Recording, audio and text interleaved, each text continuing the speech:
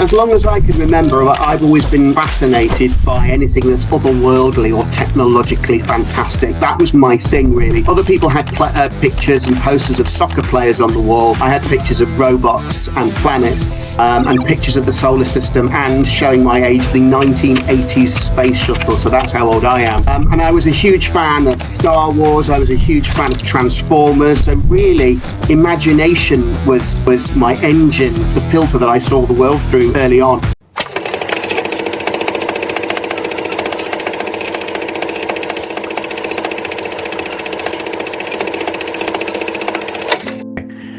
Well, I'm really excited today to have a very good friend and advisor, Phil Rowley, who is the head of futures at Omnicom Media Group UK. And, pleasure to have him on. We're going to be talking about predicting the future, AI, sustainability, and what's next and what's coming. So excited to have you on, Phil. Hello, and thank you very much for having me, sir. Nice to see you. Well, it's always a pleasure. We haven't caught up in a bit, but as I was saying earlier, I always keep in touch with you with your amazing content on LinkedIn about the future, about what's happening, and so it's always fun to read and explore the things that you're thinking about. But it's really awesome to have you here. I'll go ahead and start and ask you a question, because I know you are the head of futures and you think a lot about the future, but would love to hear about your background story. What got you here? Before you became the guy predicting the future, what were you like as a kid? How did you get into this situation? Well, that's a good question. I mean, as long as I can remember, I've always been fascinated by anything that's otherworldly or technologically fantastic. That was my thing, really. Other people had pictures and posters of soccer players on the wall. I had pictures of robots and planets and pictures of the solar system, and showing my age, the 1980s space shuttle. So that's how old I am. And I was a huge fan of Star Wars. I was a huge fan of Transformers. I was utterly obsessed with Blade Runner, and I was always a big sci-fi fan. So really, imagination was, I suppose, the thing that was my engine, the filter that I saw the world through early on. But the second thing is, and I'll try and make this as comprehensible as possible to an international audience, I grew up in a part of the UK called the East Midlands, which is very industrial. No longer, unfortunately. And where I worked, I was on, my dad worked at the local coal-fired power station for 40 years. So I've always been surrounded by kind of towering machinery and retro futurist mechanical skylines. And because I had this sort of love of Blade Runner as well, which incidentally was inspired, Ridley Scott said, by those industrial vistas, that has always been my backdrop. Mm-hmm. So, and then the other formative influence on my life was one of my childhood friends. I mean, my dad worked at this power station, but he was more of an engineer, and I was never that clever. I was always a bit more arty. But I had a friend of mine who lived opposite me, who was also into sort of sci-fi and tech, and we sort of fed off each other's passions. And 40 years later, I'm a futurist, and he is a special effects guru and has been working on Star Wars and all the new ones, and Harry Potter and Alien and Marvel films. So I like to think that what I've done is parry that interest in sort of technology and the fantastical and sci-fi into my daily life. I've been very fortunate in that regard. So that's kind of the background of my childhood, I suppose, and how I've managed to turn it into something which is actually a paid-for passion point in my life. So if there was one childhood moment that you think that really shaped that, was there one kind of experience that made you go this way versus another way? I know you kind of grew up around it, as you said, but was there a turning point or something that kind of sparked your... I remember my dad sitting me down and making me watch Cosmos with Carl Sagan. Uh-huh. And Cosmos recently got remade, I believe, with Neil deGrasse Tyson, but the original was with Carl Sagan in about 1980. Mm-hmm. And even though the special effects were very rudimentary, the idea of other planets and technology that get to other planets, that's one of my formative memories, really. And the idea of science and technology to access the otherworldly, I think is a really strong memory that I have, and enduring to this day. Got it. And so Carl Sagan definitely was a hero for you, and someone that shaped that. And as you kind of went through school, can you tell us about kind of how what your career was like, and how you before you got to OMG, what did you do before this role?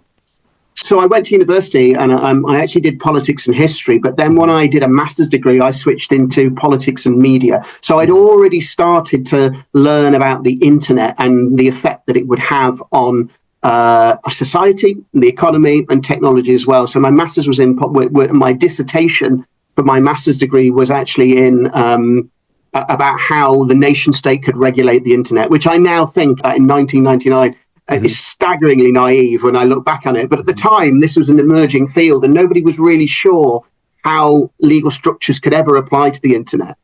So that was my I suppose my first formal academic movement into anything that could be considered a framing of the future or a framing of technology and its implications for society and business and technology.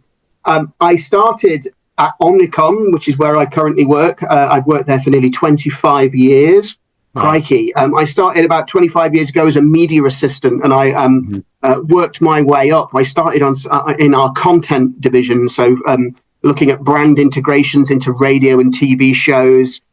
Went around the world, worked at our offices in Auckland, in Dublin, in Ireland, and then finally, about 2013, managed to make my way up to innovation director working on the Unilever business, and then promoted again to work in innovation on VW Group as well. And so the role specifically was to bring media channel innovations to those brands and think about how to get them doing their advertising and their marketing and their branding better at a time when AR and VR, as you will well know, had started to become something that had been taken out of the lab and actually had commercial value for advertising purposes.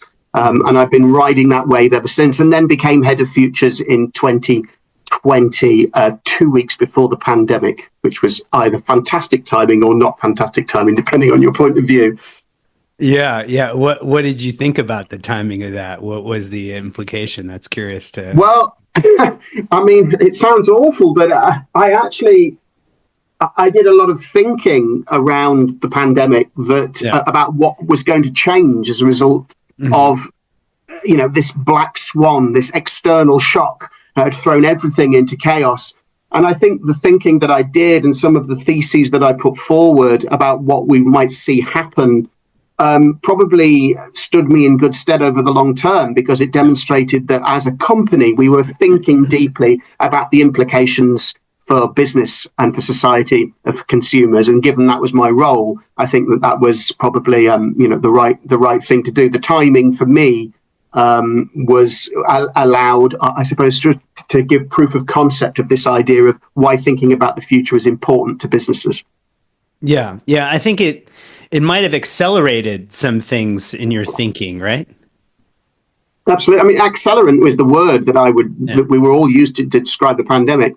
And that's right. I think that it was, everybody it seems to be largely in agreement, even the big consulting houses, that if you imagine a curve of progress during 2020 to 2022, we just accelerated along that curve. And started to access things which perhaps might have, if had the pandemic not happened in an alternative universe, we may not have been at that point yet. But one of the things that we were keen to point out, which is I think there was some really over the top predictions at the time.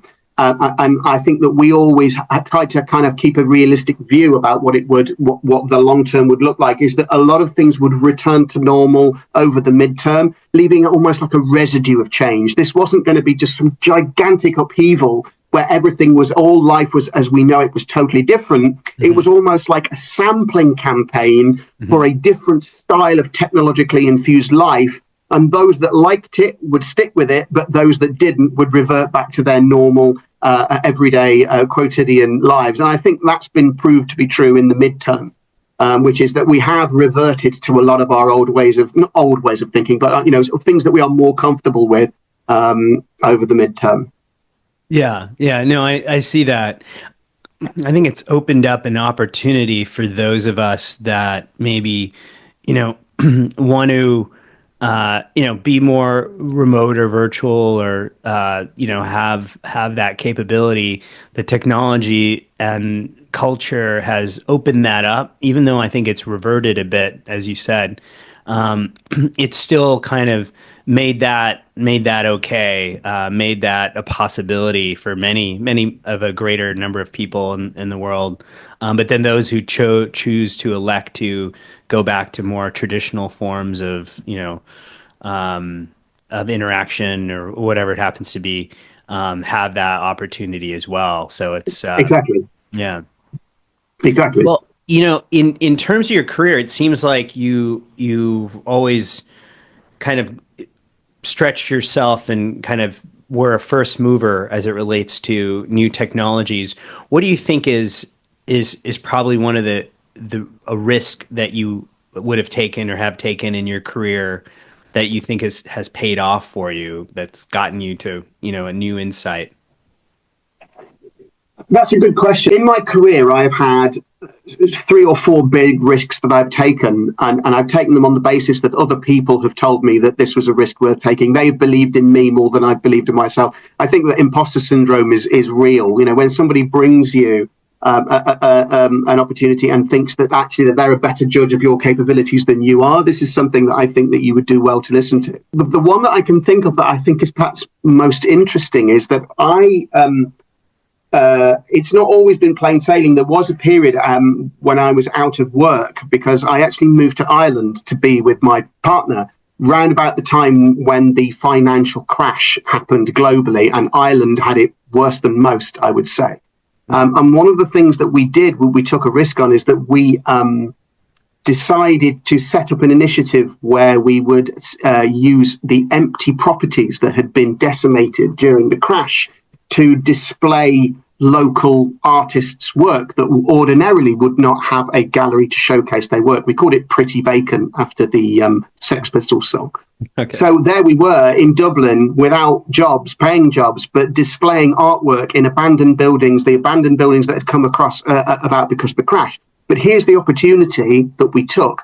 It was about 2007, 2008 when social media was just beginning to ramp up. And actually what we did was we learned how to use social media during that period. So it was a classic case of looking at the tools that you had, embracing the challenge, making the best of a bad situation, and actually using this sort of idea of these tools that had been given to you to make a name for yourself, to connect with audiences. And so that was a really formative experience because technically I was living in the world's smallest flat in a city that was basically, not doing so well, 2007, 2008, with a technology, a new technology or a relatively new technology that was sharpening our ability to connect and skills. And that was a risk worth taking because we learned so much about social media. And that was a risk worth taking, I think. Yeah, yeah, no, that's really cool. It's in those times when you're kind of pushed to your limits and you have to, explore and stretch yourself and grow, try new things, experiment, get out of your comfort zone. I find that those are the times when you learn new skills and you're more open to it just because you have Exactly. to. Yeah. And so that's really cool. So that's kind of caused you to get in on the bandwagon of social media. This is like what, like 2008, right? You said right when Yeah, 2008, 2009, and we managed to generate enough interest to get on the national news and in the national yeah. newspapers as well. So again, it was early testament to the power of social media and how it could act almost as a sort of form of citizen journalism that established and legacy media outlets could connect to in order to discover sources of news that they wouldn't have ordinarily connected. And that was a kind of an aha moment about Yeah. how we could do something on zero budget with just our wits, with empty properties, with artists that were working for free, that were looking for that exposure. And it all came together into this sort of one gloriously low budget initiative that managed to punch above its weight in terms of its awareness. Yeah, that's cool. That's awesome. I think we'll get to this in a bit, but I think we're kind of, in a period now with AI that where, we're also, all of us are kind of stretching and trying to see how we can start leveraging some of these tools optimally. One question I have for you as it relates to the power of prediction, which Mm. is I think your job is, thinking about the future. How easy is it to get something right or wrong? Because it's we don't know what's coming, and this is kind of your forte. So tell us about that. Yeah, and I think that's an interesting discussion. My view on this is that I always try not to use the P word, and that's the predict. And the reason why is I think that if anybody, I think it's a dangerous game to try and predict. I think there's a certain amount of certainty in that word. There are so many famously wrong predictions. TV and the internet were both predicted to fail by so many revered in the field. There are hundreds of quotes of people who've said the most astonishingly inaccurate things in hindsight about the computers and the internet and telephones.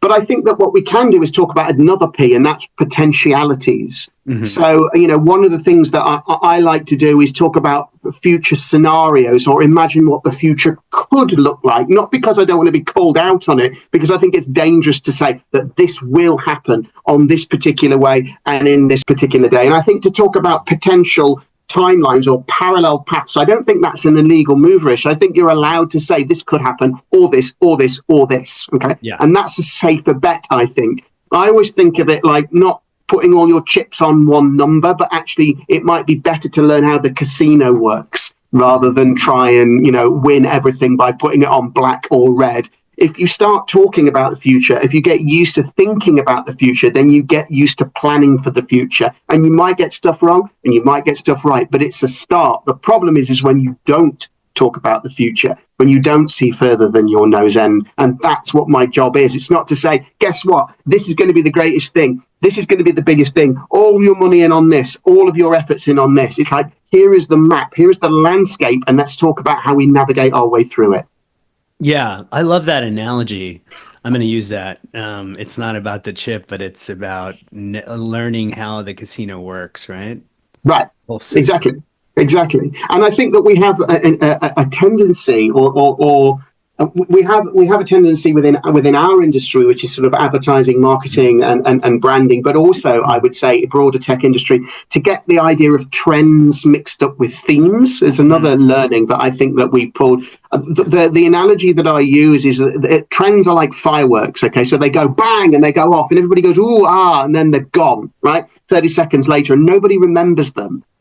Whereas themes, I think, are probably close to, say, something like the Northern Lights, right? So the Aurora Borealis, which is these shifting tectonic movements over time. They're much more higher altitude. They're much more enduring. And I think that if anybody wants to know what the future holds, rather than getting hold of something which just seems to be spiking on Google Trends right now because everybody's talking about it in that moment, that's a Yeah. firework in my view. If you zoom out, just to torture this analogy further, if you head out into the atmosphere and watch for a length of time of the shifting patterns of the aurora, that's where you're more likely to get a bit more insight. Things happen very slowly and over time, but we think they happen very, very quickly. The things that happen very quickly are the peaks and troughs of the fickle nature of what people are interested in that moment. But actually, the real value is to zoom out and see the way things move over time. And that's what I try to do as well.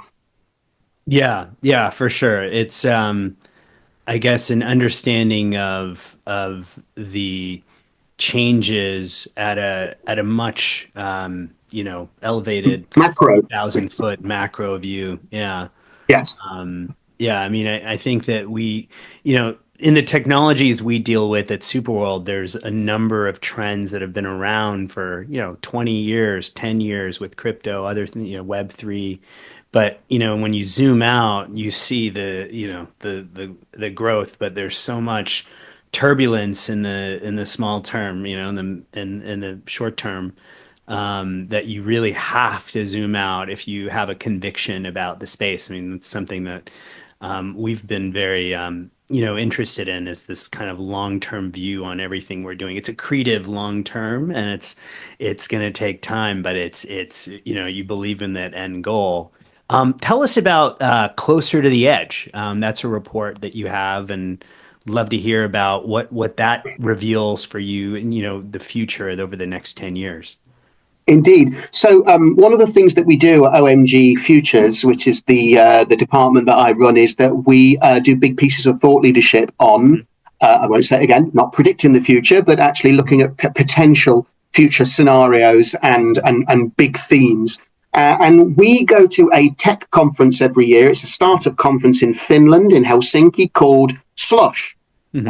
Which, in my view, is possibly one of the better tech conferences that fewer people have heard of compared to, say, CES, which, of course, has its place and it has great value. But I would liken Slush to perhaps like a small jazz festival that's really underappreciated, that's got some really cool acts.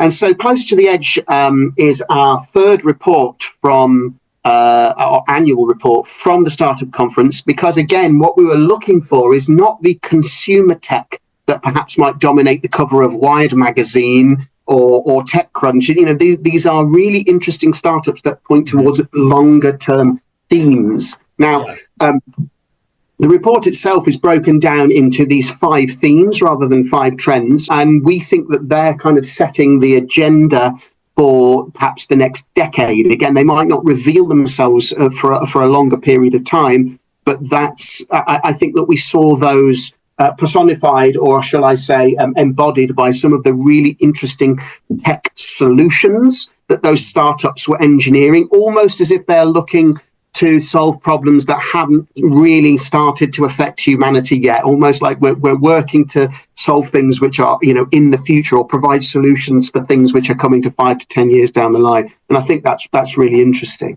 I can tell you about some of those if you want. Yeah, I would love that. So from starting with the first theme, which is something which is kind of closer to our line of work, which is media, really, and channels and formats. We saw a lot of what I would call media fusions. So the idea of media channels that were becoming hybridized, crossed in the mix, so to speak, bringing you new experiences on different surfaces and through different formats and through different devices. Once upon a time, you would buy media on television and on radio and on press and some outdoor. That would be it. Your business, Rich, is a testament to the fact that there are these incredibly mind-blowing technologies that are new canvases for new messaging opportunities, for brands to be involved, for businesses to extend what they do into these kind of virtual realm. And I think that we're going to see much, much more of that. Some companies that we saw there, one called Tplay, Tiplay, they're a software company, but are developing media, a proposition for the screens inside electric vehicles. So while your car is charging at a stop, you can turn your car essentially into a games machine using your mobile phones as controllers, your smartphones as controllers. It was really interesting to hear them talk about how when you stop at a truck stop for a break, if you have something to eat and, go to the toilet or whatever, this is considered to be gasoline thinking, apparently, and actually plugging in your EV into a charging device or a supercharger can now turn your car into a games machine while you wait. That's very much I like that idea of the future as well. I also spoke to a company called Game Actor, who have really just started out, that want to be to gaming what LinkedIn are to business. So that is a social media network, but for hardcore gamers, where all their stats and the things that they play and their performance and their accolades are a form of social media connection. Now, I know that we already have social media that's based on gaming. We've got Discord, we've got bits of YouTube, and we've got the existing social media platforms. But this wanted to be a really specific gaming network for hardcore gamers. I thought was interesting. Again, you take two styles of media experience, kind of business connections and gaming, and you smash them together and you get like a LinkedIn gaming business style chimera, essentially. So that was very interesting. And we also spoke to a company called Treeply that did influencer When you get a travel influencer, you can effectively click on their the holiday that they're showcasing, and immediately companies can bid algorithmically into the back end to provide elements of the holiday that influencer has showcased. So again, that was that smash up of influencer and e-commerce, and it was all native, but it's all through social media. Again, just this idea of, you take all these colors and you just smash them all together into one kind of kaleidoscopic mess. So that was one of the first themes. The second theme, predictably, was AI and using AI to essentially accelerate business intelligence inside companies. I saw some terrible statistic like the average person spends 4.3 hours waiting on information a day, something that you are waiting somebody else to send you. And you're not getting it. And we're seeing a lot of companies invest in proprietary business brains to essentially get all of the knowledge in their company and squash it into a single AI so that you can quiz that AI and get a definitive single answer for anything that you want to know about a piece of business within that. Within your business in a proprietary walled garden. So it's not like AIs currently which are publicly available. The third thing we saw is we saw a lot of work on sustainability and a stamina for sustainability. We saw a lot of companies that were moving very, very steadily and surely towards sustainable solutions, but didn't ever pretend that there was a green bullet, that was going to cure everything. We saw companies that were really interested in recycling and re-commerce, this idea of taking products which were older and selling them over again like a second-hand marketplace. We saw a lot of work on what we call AIoT. So that's a mix of artificial intelligence and the Internet of Things. So this is essentially using AI to diagnose ailments, so to speak, and optimize physiology and biology. And we also saw, and this one perhaps really most interesting, which is this idea of trust by design. So because of all of the things I've just listed are essentially a political minefield from privacy and ideological standpoint, the idea of establishing a sense of trust between people in the era of AI, in the era of augmented biology, in the era of kind of failing sustainability, the idea of technologies which would help verify identity, protect against deep fakery, and protect against the worst aspects of the more challenging aspects of technology. And those 5 trends, or I should say those 5 themes, to be more specific, form the basis of Close to the Edge, the report, with illustrated through the many, many startups we saw there on that day. Wow. Yeah, those are very, very transformational kind of series of trends that I think that really come together because, as you said, a lot of these things, you don't really know which one's going to hit, but it's kind of the overall kind of confluence of these technologies as they continue to grow and develop. As you zoom out, it seems like those are going to have a very powerful impact as we kind of all navigate each one of these spaces. Yeah.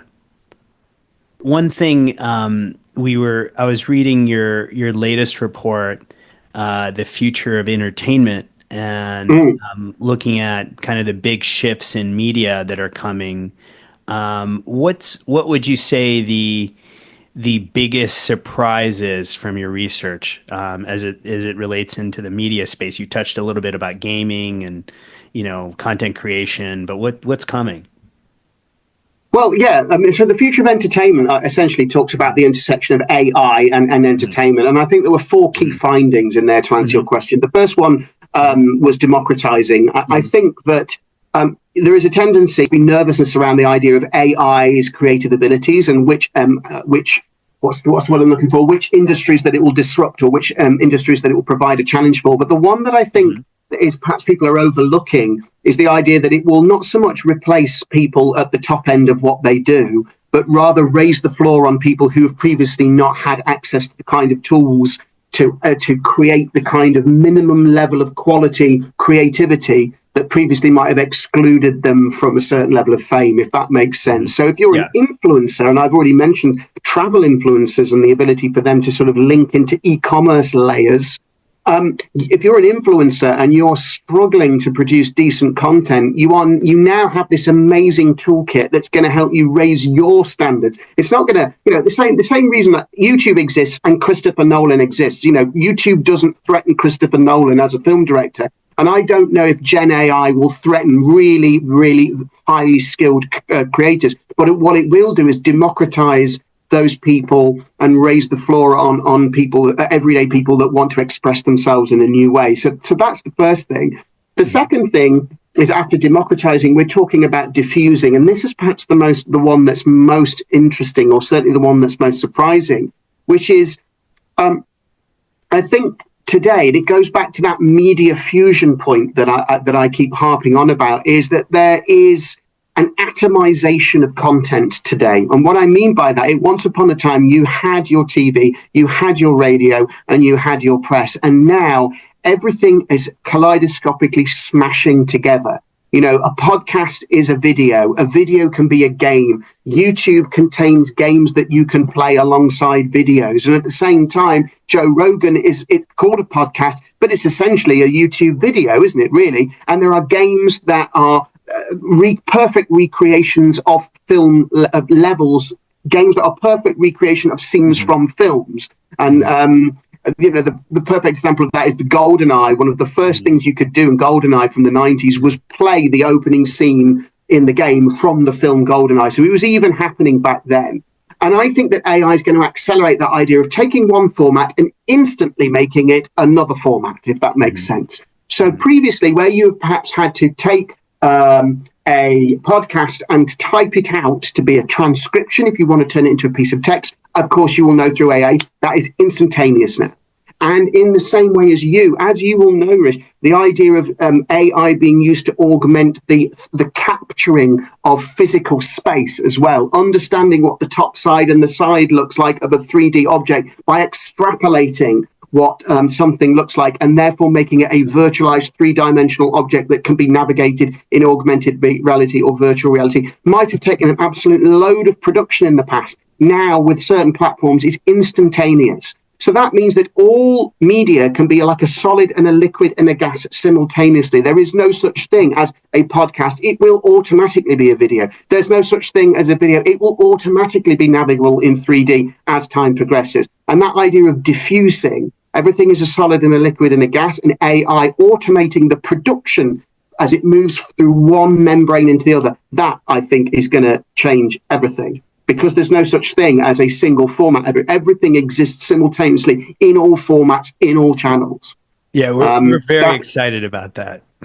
Yeah, because it means that with what you do, can take a media experience and more easily make it a 3D navigable AR/VR experience without having to go through all the rigmarole of recreating it, redrawing it, scanning it, and all of that business much, much quicker.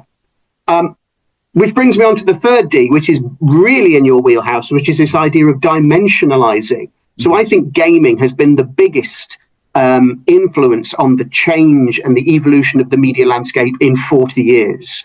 And I think that we constantly forget that before gaming came along, all our media was in two dimensions. Okay, we would read from left to right, or we would read up and down.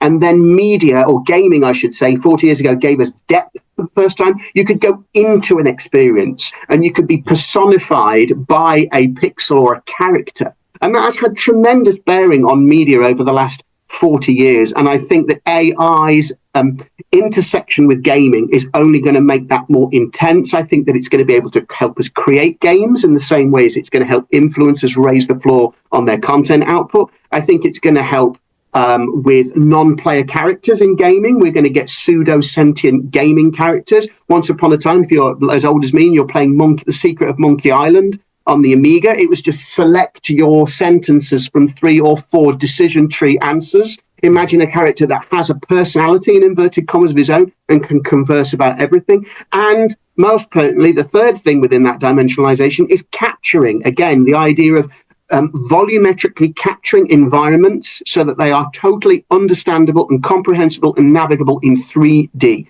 That is something that obviously you're mastering, but again, something that I think AI is going to assist. And then the fourth D, just to finish off, is perhaps the most controversial, which is this idea of dismantling. Because I think that AI, that democratization, is going to apply at a global level. So perhaps some of the assumptions that we've had about Western-led, value-led dominance on the globe from a cultural perspective is going to be changed by the fact that AI is going to be ubiquitous. The biggest investor in AI apparently at the moment is Saudi Arabia.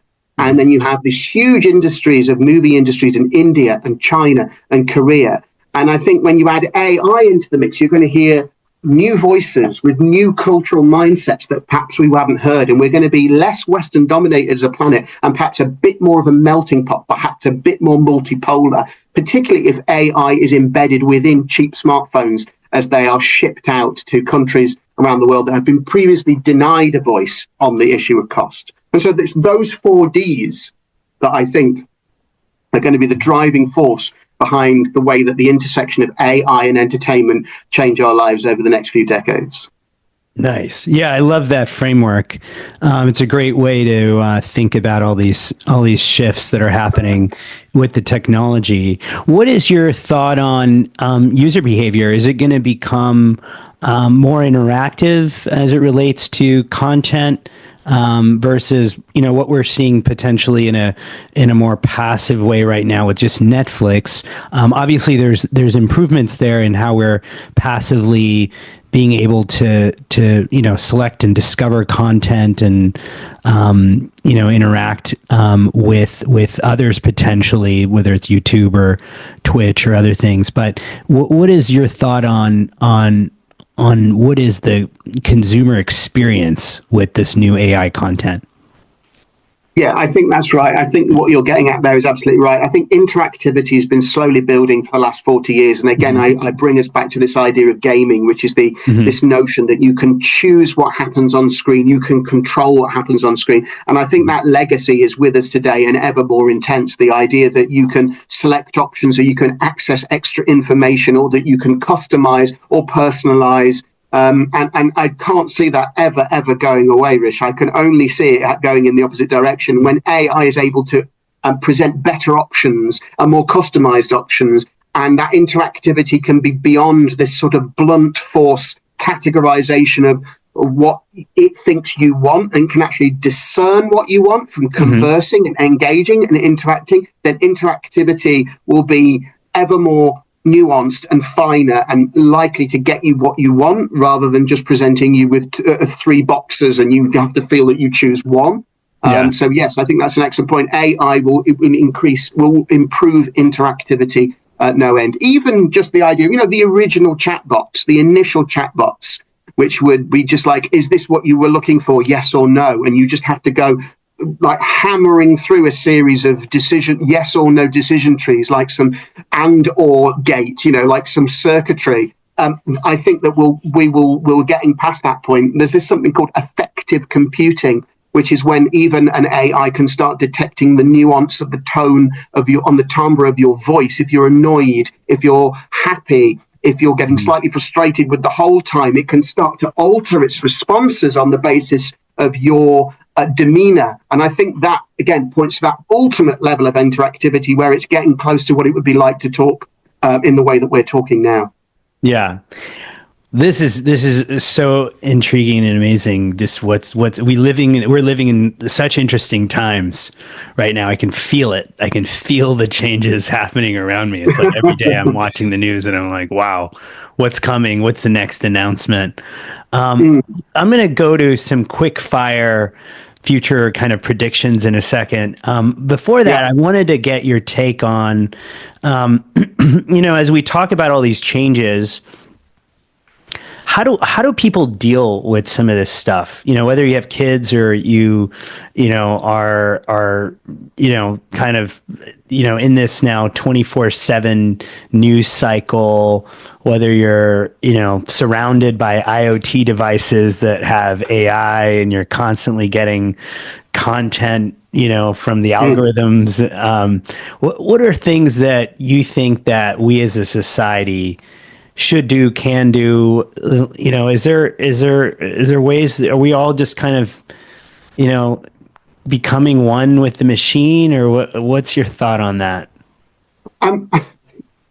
So I think it's possible to whilst the amount of change that you've just described is undeniable. I think it's possible within our little tech bubble to overstate the levels of appreciation that exist outside of that with the everyday person in their everyday lives. Again, just sort of briefly and shamelessly harking back to my working class roots in the middle of England, I would bet, and this is in no way meant to be condescending or patronising, that the people in the town where I grew up are in any way as fully conversant with the technologies that we're discussing now as I am, because it's my job to do so. So my thought is, I really wish we would be, as a community, as a tech community, be more aware of how this lands outside the Silicon Valley bubble and the London marketing bubble as well. And that requires, and it's incumbent upon us, Rish, to sort of have a sense of what the concerns of the everyday citizen and consumer are, and find ways of maybe informing them about how their lives can be made easier by this technology, which is the first thing.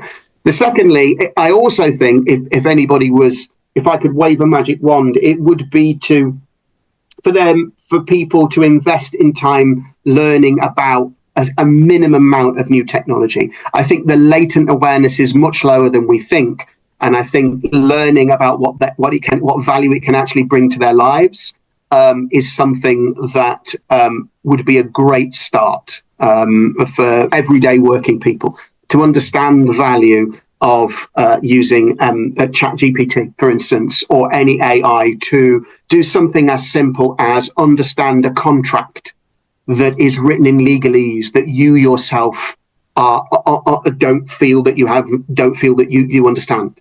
Or asking a series of general knowledge questions to settle arguments. That's always a good one, right? Yeah. You have a device in your hand that has all the knowledge in the world, okay? But you can now get to the point where you can ask it anything and get a really thought through and reasoned answer. And just telling people that they are able to access that knowledge in order to make their lives easier and faster and reach correct answers quicker. That's the thing that I would want to tell the world. I don't think it's being used enough. One of the things that's constantly said about AI, which is an AI isn't going to replace you, but a human using an AI might have an advantage on a human that doesn't know what it is or doesn't know how to use it, or worse, refuses to acknowledge its existence. And that's, I think, the key point. Yeah, I love that. I mean, I think that, we're surrounded by this, and I think that there's just so much to learn, and it's definitely getting the reps in, getting actual usage in, testing things, trying things. Reminds me of your story back when you started, as you said, using social media, and that kind of stretched you then. So we're back to that time period. So to the quick fire future predictions before we wrap up. One piece of tech that will disappear by 2030. What's your thought on that?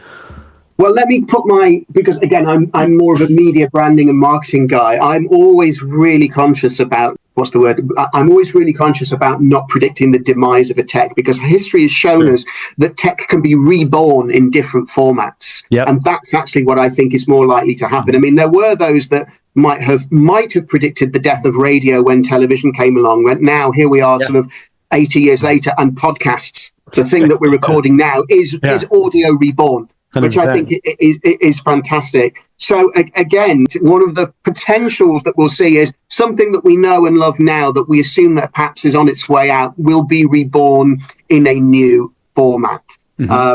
I'm often reminded of the fact that, I'm guessing that people don't buy calculators anymore, like literally go and buy a physical calculator because they've got Excel. But the idea of calculation is reborn with inside Excel. And the other thing we should not forget is that technology takes time to be replaced as well. On the roads right now, we're all talking about electric vehicles, right? But there's a diesel car. I could probably go out on the road now and find a diesel car, a petrol car, and an electric vehicle. And if I looked really hard, I might even find a hydrogen car, right?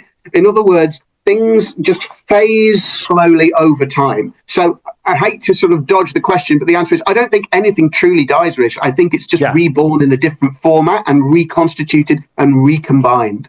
Yeah, there's nothing new under the sun, right? Nothing new under the sun. Exactly. So kind of some closing questions then. If someone listening wants to see the future like you do, and see where things are going, where should they start?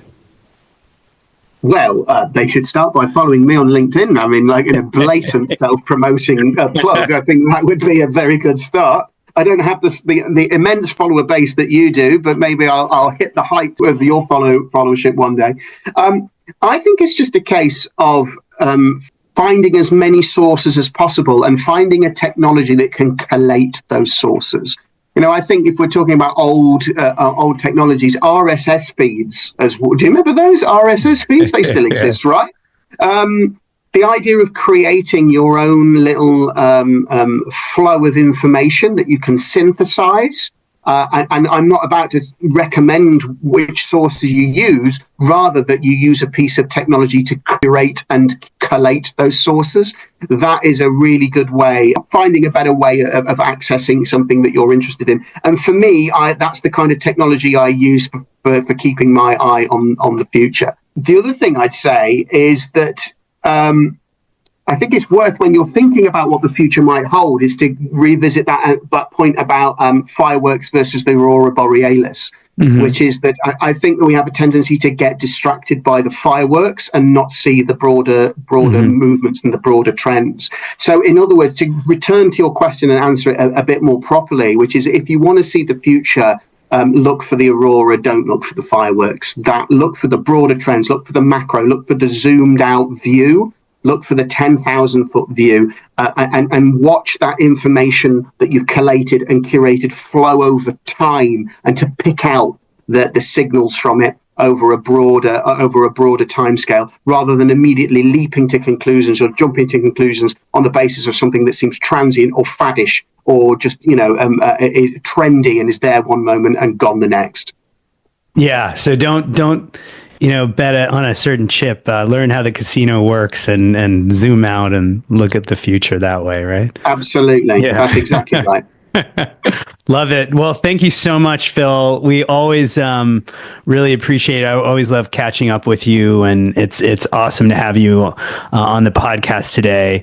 Where can people find you? How can people keep in touch and find you on the internet? So LinkedIn is my platform of choice. I'm Phil Rowley, and I'm head of Futures, OMG Futures. If you find me on LinkedIn, I'll happily accept your request.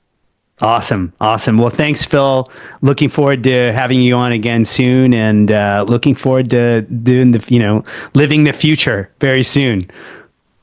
Thank you very much indeed for having me. See ya. Bye.